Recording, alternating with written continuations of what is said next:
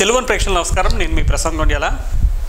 YCP మాజీ నేత, YCP బహిష్కృత నేత దువ్వాడ శ్రీనివాస్, ఎమ్మెల్సీ దువ్వాడ శ్రీనివాస్ వ్యవహారం చూస్తూ ఉంటే ఓ సామెత ఎక్కువగా శ్రీకాకుళం జిల్లా వాసులందరికీ గుర్తొస్తున్న పరిస్థితి. దొంగలు పడ్డ 6 నెలలకు కుక్కలు మొరిగాయ అన్న చందంగా దువ్వాడ శ్రీనివాస్ వ్యవహారంలో, గతంలో దువ్వాడ శ్రీనివాస్ వ్యవహారం రాష్ట్ర వ్యాప్తంగా రచ్చకెక్కిన సంగతి అందరికీ తెలిసిందే. దువ్వాడ శ్రీనివాస్, దివ్యల మాధురి, దువ్వాడ వాణి ఈ వ్యవహారం అంతా రాష్ట్ర వ్యాప్తంగా రచ్చకెక్కింది. ప్రధానంగా మీడియాలో కూడా పెద్ద ఎత్తున వార్తలు ప్రచురితం అవ్వడంతో రాష్ట్రంలో ఉన్న మీడియాలన్నీ కూడా ఇదే విషయాన్ని ఎక్కువగా ప్రచురించాయి. ఇదే సందర్భంలో రాష్ట్ర వ్యాప్తంగా కూడా ఈ విషయం చర్చకు వచ్చిన పరిస్థితి. ఇంత జరిగిన నేపథ్యంలోనే ఏనాడు కూడా దువ్వాడ శ్రీనివాస్ను పల్లెత్తి మాట కూడా అనని వైసీపీ అధినేత, మాజీ ముఖ్యమంత్రి వైఎస్ జగన్మోహన్ రెడ్డి ఆ వ్యవహారం అంతా పూర్తిగా కామ్ అయిపోయింది. మరెవరికి కూడా దువ్వాడ శ్రీనివాస్, దివ్యల మాధురి, దువ్వాడ వాణి ఈ వ్యవహారం ఎవరికి ఏమీ గుర్తులేదు, అంతా మర్చిపోయారు అనుకుంటున్న సందర్భంలోనే కొద్ది నెలల క్రితం దువ్వాడ శ్రీనివాస్ను వైసీపీ నుంచి సస్పెండ్ చేయడం, ఈ వ్యవహారం అంతా చూస్తూ ఉంటే దొంగలు పడ్డ 6 నెలలకు కుక్కలు మొరిగా ఇదే సామెత అయితే వైసీపీ వాళ్ళందరికీ గుర్తుకొచ్చిన పరిస్థితి. అయితే ఈ నేపథ్యంలోనే గడిచిన కొద్ది రోజుల నుంచి ఎమ్మెల్సీ దువ్వాడ శ్రీనివాస్ జగన్ విషయంలో స్పీడ్ పెంచారు. గతంలో జగనే నాకు దేవుడు, జగనే నాకు అన్నీ అని చెప్పుకొచ్చే దువ్వాడ శ్రీనివాస్ ఇప్పుడు జగన్ అంటే కూడా కొద్దిగా హార్ష్గా కూడా పలు మీడియా ఇంటర్వ్యూలో కూడా హార్ష్గా స్పందిస్తున్న పరిస్థితి.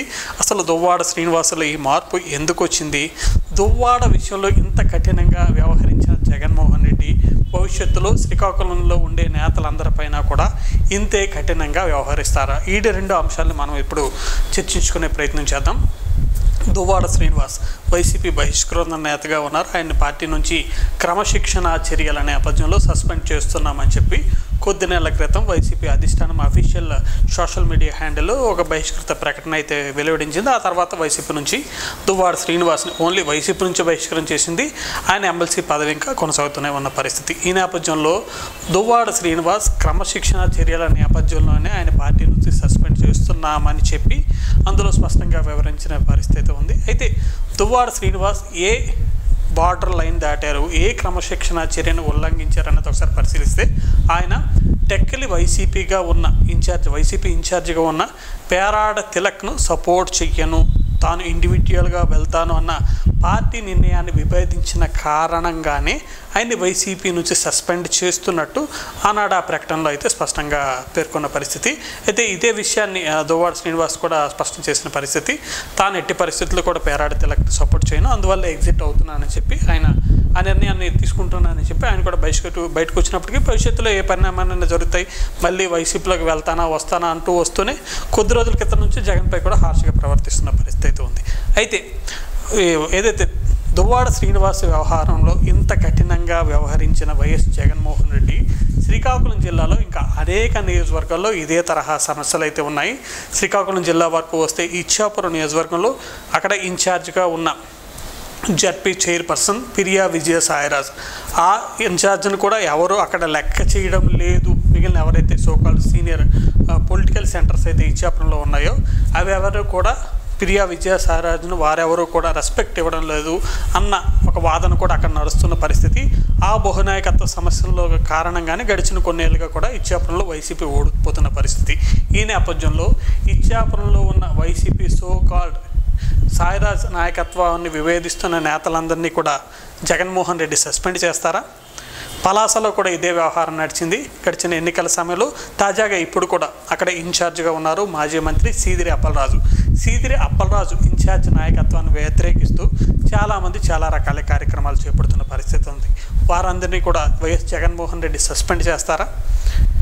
టెక్కలి వరకు వద్దాం. టెక్కల్లో మొన్నటి వరకు కూడా ఈ దువ్వాడ శ్రీనివాస్ వ్యవహారంతో పాటు ఆయన నాయకత్వాన్ని అప్పట్లో పేరాడ తిలక్ కానీ అదేవిధంగా దువ్వాడ వాణి వీరందరూ వ్యతిరేకించిన పరిస్థితి. అప్పుడు కూడా జగన్మోహన్ రెడ్డి మ్యూట్గా వెళ్ళిన పరిస్థితి. ఇంకోవైపు శ్రీకాకుళం ముఖ్యంగా చెప్పుకోవాల్సిన నియోజకవర్గం శ్రీకాకుళం నియోజకవర్గంలో ప్రస్తుతం వైసీపీ ఇన్ఛార్జిగా ఉన్నారు మాజీ మంత్రి ధర్మాన ప్రసాదరావు. పేరుకే ఇన్ఛార్జ్ పదవులు ధర్మాన ప్రసాదరావు ఉన్నప్పటికీ శ్రీకాకుళం నియోజకవర్గ వైసీపీ కార్యకర్త తమ ఇన్ఛార్జ్ ధర్మాన ప్రసాదరావు ముఖం చూసి సంవత్సరం రోజుల పైనే అయిపోయింది.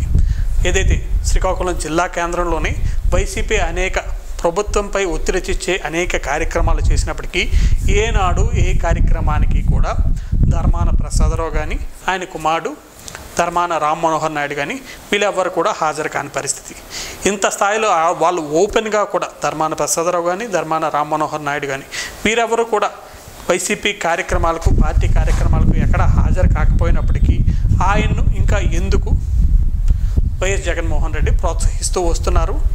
దువ్వాడ శ్రీనివాస్ వ్యవహారంలో ఇంత కఠినంగా వ్యవహరించిన జగన్మోహన్ రెడ్డి ధర్మాన విషయంలో ఎందుకు వెనకడుగు వేస్తున్నారు? ఇది కూడా వైసీపీ చాలామంది నేతల్లో ఇంకా మెదులుతున్న ప్రశ్న అయితే ఉంది. ఇంకోవైపు ఆమదాలవలస నియోజకవర్గంలో కొద్ది రోజుల క్రితమే ఇన్ఛార్జ్ మార్పు జరిగింది. అక్కడ మొన్నటి వరకు మాజీ శాసనసభాపతి తమ్మినేని సీతారాం ఇన్ఛార్జిగా ఉండేవారు, వైసీపీ బాధ్యతలు చూస్తూ ఉండేవారు.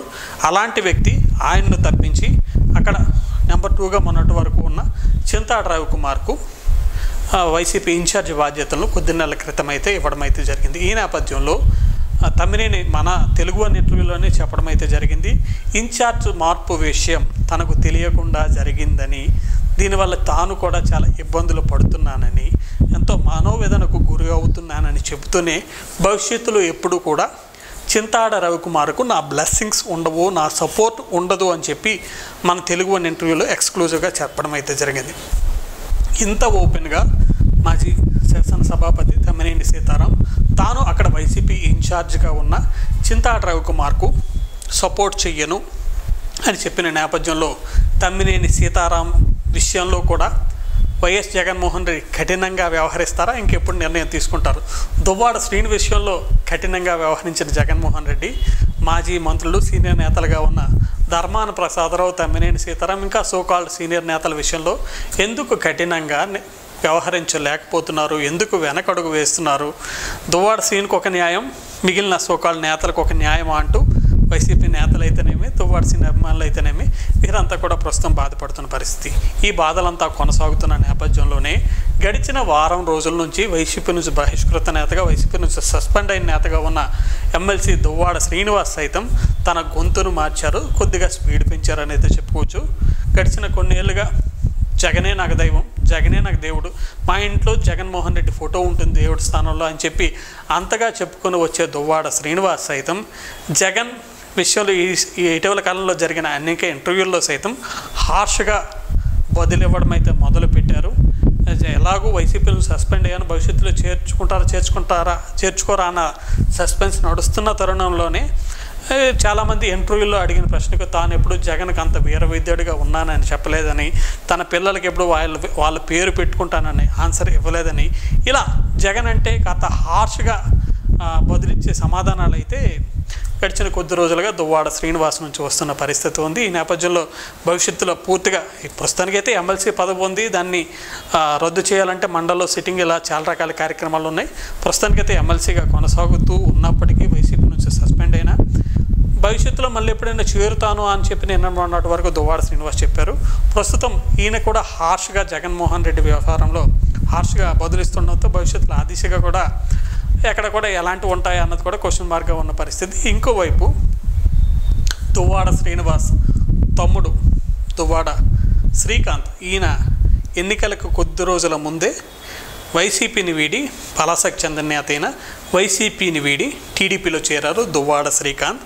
కొద్ది రోజుల క్రితం నుంచి ఈ దువ్వాడ సోదరులందరూ కూడా కలిసి పబ్లిక్ వేదికల్లో కనిపిస్తూ ఉన్న పరిస్థితి. కొద్ది రోజుల క్రితం పలాసలో కూడా ఒక రకమైన పూజా కార్యక్రమాలు అయితే జరిగాయి. ఈ కార్యక్రమానికి దువ్వాడ సోదరుడు శ్రీకాంత్తో పాటు దువ్వాడ మరో సోదరుడు, ఈయన దువ్వాడ శ్రీనితో ఉన్నారు, దువ్వాడ శ్రీధర్, వాళ్ళిద్దరూ కూడా కలిసి కనిపించడం. గడిచిన కొద్ది రోజులుగా వీళ్ళు ముగ్గురు మధ్య కూడా విభేదాలు ఉన్న పరిస్థితి. దువ్వాడ శ్రీధర్ అయితే శ్రీని వెంటున్నారు, శ్రీకాంత్ విడిగా టీడీపీ నేతలతో ఆయన పలాసలో నడుస్తున్న పరిస్థితి.